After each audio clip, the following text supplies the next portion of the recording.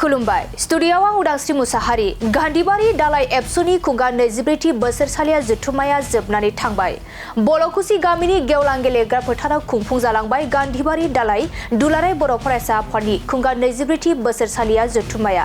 नंगौ तामुलपुर दखरा दुलाराय बर' फरायसा आफादनि सिङाव थानाय गान्धीबारि दालाइ दुलाराय बर' फरायसा आफादनि खुगा 24थि बोसोरसालिया जथुम्माखौ सानसेनि हाबाफारि लानानै बल'कुसि गामिनि गेवलां फोथाराव खुंफुंनाय जायो।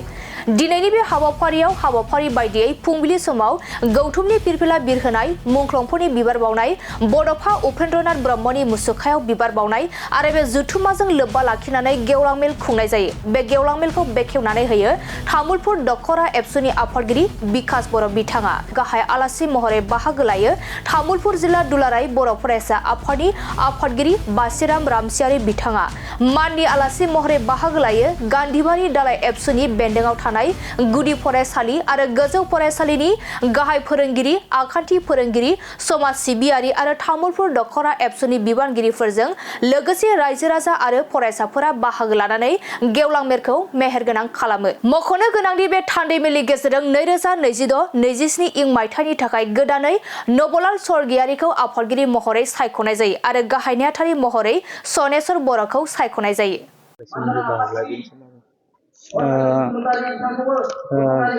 गान्धीबारि दालाइ दुलाराय बर' फरायसा आफादनि 24थि बोसोरसालिया जथुम्मा दिनै 20 डिसेम्बर बे गोथार सानाव सानसेनि मेहेरगोनां हाबाफारिजों बिथांमोना खुंफुंदों आरो बे खुंफुंनायाव आंखौ गाहाय आलासि महरै बिथांमोना आंखौ लेंहरदों आरो बेयाव गाहाय आलासि महरै हांख्रायनायनि थाखाय आं गिबियावनो गान्धीबारि दालाइ दुलाराय बर' फरायसा आफादनि आफादगिरि गाहाय नेहाथारिजों लोगोसे गासै बिबानगिरि बिथांमोननिसिम बे समाव साबायखर बावदों।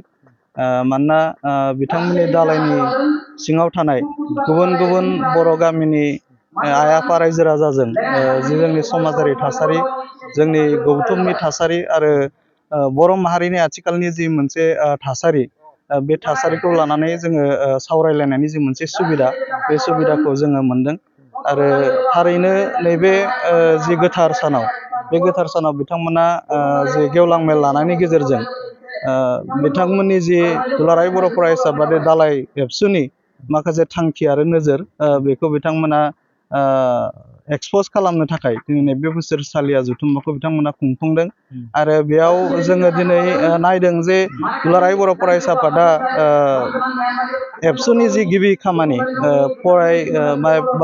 फरायनाय बा सोलोंथाइ लानाय बा जोंनि इयुन जोलै बिथांमोननो गुन गोनां सोलोंथाइ होनाय, लोगोसेनो जोंनि समाजखौ जोङो थिग खालामनाय, लोगोसेनो बुहुमाव बर' हारिखौ गेरेमसा हारि दाफुंनाय, बे माखासे खामानिफोरखौ दुलाराय बर' फरायसा आफादा मावगासिनो दङ आरो बेवहाय दुलाराय बर' फरायसा आफादा गोबां रोखोमनि माखासे बिथांखिफोर आजावनानै दिनै खामानि मावबाय थादों आरो बे लेखायैनो गान्धीबारि दालाइ दुलाराय बर' फरायसा आफादाबो दिनै गावनि जुरिसडिक्सनाव थानाय बर' गामिनि रायजो राजाखौ लानानै बिथांमोना खामानि मावगासिनो दङ।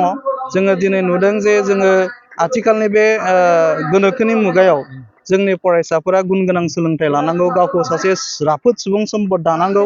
नाथाय बेनि उल्थायै जों दिनै मोनसे थासारि जों नुबाय थादों। जोंनि जाखांफुनाय लाइमोनफोरा गावनि जिउनिख्रुइ माने दिनै ड्राग्स, दिनै जौ, माखासे बेखौसो गावनि जिउनिख्रुइ आपुन बिथांमोना खालामनो लानायखौ जोङो नुदों।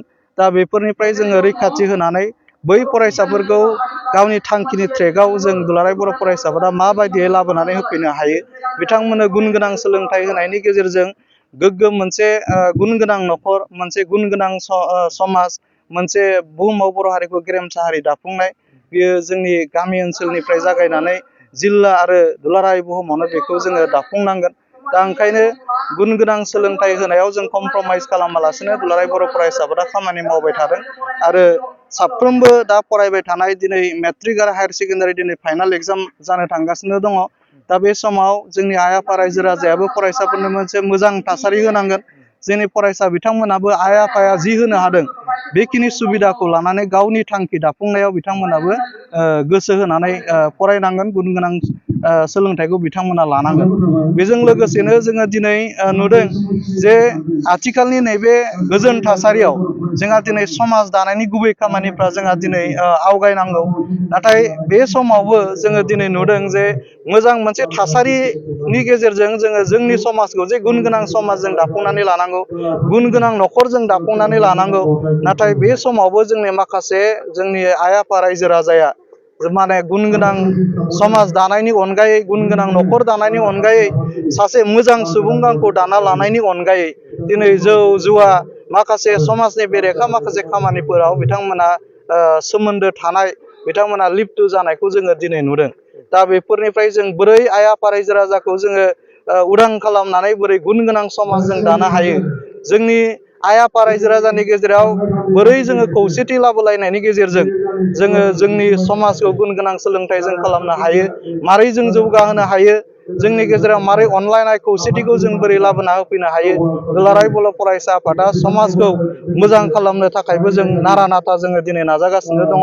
आरो बेजों लोगोसेनो बड'फा उपेन्द्र ब्रह्मनि मुङाव बड'फा गोजोरथायारि सोलायनायनि जि मोनसे मावथांखि, बे मावथांखिखौ लानानै मोनसे नोजोर थां माव आरो जौगा, बे नोजोरखौ लानानै दिनै दुलाराय बर' फरायसा आफादा खामानि मावबाय थादों। आरो बेजों बुहुमाव बर' हारिखौ गेरेमसा दानो थाखाय दुलाराय बर' फरायसा आफादनि साफ्रोमबो मावथि बिथांमोना दिनै सेन्ट्रेलनिफ्राय लाना जिल्लानिफ्राय लानानै दख'रा आरो जोंनि दालाय एबसुनि साफ्रोमबो बिबानगिरिया दिनै नारा नाथा जोङो जुजिगासिनो दङ।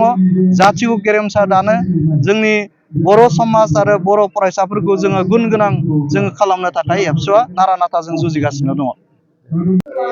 दिनै जोबथा सान बेनि समाव जोंहा दिनै गान्धीबारि दालाय दुलाराय बर' फरायसा आफादनि 23थि बोसोरसालि जथुम्मा सानसेनि हाबाफारिजों दिनै बे बल'खुसि गेवलां फोथाराव लानाय जादोंमोन। दा बेवहाय जोंहा फुं समनि 8 बाजिनिफ्राय हाबाफारिया सोलिगासिनो दङ। फुंनि 8 बाजियाव जोंहा गौथुमारि फिलफिला बेरायदोंमोन। दा गौथुमारि फिलफिला बेरायनायाव जोंनि गान्धीबारि दालाय दुलाराय बर' फरायसा आफादनि आफादगिरि मानगोनां रजेन काकति बिथाङा गावनि मेहेरगोनां बिबुंथिजों लोगोसे बे गौथुमारि फिलफिलाखौ बेखेवनाय हाबाफारिखौ जाफुंहैयो। आरो नैथियाव दङमोन जोंहा मुंख्लंफोरनिसिम बिबार बावनाय। बे मुंख्लंफोरनिसिम बिबार बावनाय हाबाफारियाव जोंनि गान्धीबारि दालाय दुलाराय बर' फरायसा आफादनि लेङाइ आफादगिरि मानगोनां सनेस्वर बर' बिथाङाबो गावनि बे मुंख्लंफोरनिसिम बिबार बावनाय हाबाफारिखौ मेहेरगोनाङै जाफुंसारहोयो। आरो थामथियाव दङमोन जोंहा बड'फानि मुसुखायाव बिबार बावनाय। बे बड'फानि मुसुखायाव बिबार बावनाय हाबाफारियाव जोंहा 20 नं गयबारि समस्थिनि मानगोनां बारग' EM देबेन बर' बिथांखौ हांख्रायदोंमोन। बिथाङा जोंनि दालाय आफादनि हांख्रायनाय लेखा नुजाथि फैनानै बड'फानि मुसुखायाव सावगारि, बड'फानि मुसुखायाव बिबार बावनाय बे हाबाफारियाव बिथाङा मोजाङैनो बिबुंथिनि गेजेरजों हाबाफारिखौ जाफुंसारहोयो। दा जोंनि गेजेराव दङ गेवलां मेल सोलिबाय थादों। बे गेवलां मेलाव जोंहा दिनैनि बे मेहेरगोनां गेवलां मेलखौ बेखेवनानै होनो थाखाय तामुलपुर दख'रा दुलाराय बर' फरायसा आफादनि आफादगिरि मानगोनां बिकास बर'आ बेखेवनानै होलाङो। आरो दा जोंहा गाहाय आलासि बिथाङा बिबुंथि होलांदों। गाहाय आलासि महरै जों हांख्रायदोंमोन तामुलपुर जिल्ला दुलाराय बर' फरायसा आफादनि आफादगिरि मानगोनां बासिराम रामसियारि बिथाङा। दा सोलिगासिनो दङ जोंनि गेवलां मेला। बिथाङा जोबोद मेहेरगोनां बिबुंथिनि गेजेरजों बिबुंथि होगासिनो दङ। आरो जोंहा थांनाय खै तारिखमोनलाय, जोंहा गिबियावनो थान्दै मेल जिरायनाय जायो। बे थान्दै मेलाव जोङो गिरि महरै मोननो हादों 2026 आरो 27 मायथाइनि थाखाय गान्धीबारि दालाय दुलाराय बर' फरायसा आफादनि आफादगिरि महरै जों मोननो हादों सोमलिबारि गामिनि नबलाल सरगयारि आरो गाहाय नेहाथारि महरै मोननो हादों सारकना गामिनि सनेस्वर बर' बिथाङा।